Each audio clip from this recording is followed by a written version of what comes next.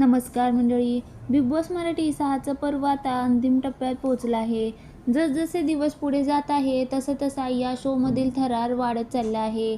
आज या आठवड्यातील कॅप्टन्सी टास्क पार पडला असून या घराला शेवटचा कॅप्टन मिळाला असून कॅप्टन बनून या स्पर्धकाने फिनालेमध्ये धडक मारली आहे.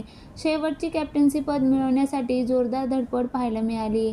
एका बाजूला टोळी गँगचे अनुश्री आणि सागर होते तर दुसऱ्या बाजूला काटा ग्रुपच्या तन्वी, दीपाली आणि रेवा यांनी कंबर कसली.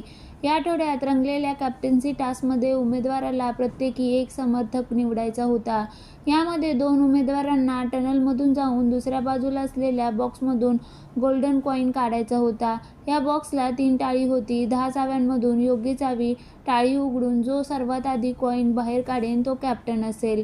अखेर या शर्यतीत काटा ग्रुपने बाजी मारली असून एका अशा स्पर्धकाने बाजी मारली आहे जिला सुरुवातीपासून वाईल्ड कार्ड म्हणून हिणवलं गेलं.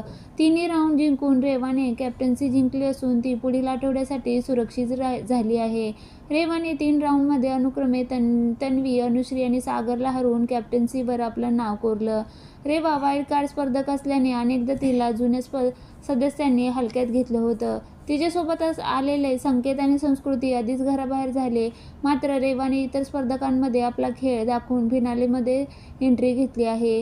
रेवा जेव्हा घरात वाईल्ड कार्ड म्हणून आली होती तेव्हा तिला अनेकदा डावललं गेलं. तू बाहेर खेळ बघून आली आहेस अशा टोमण्यांचा तिला सामना करावा लागला.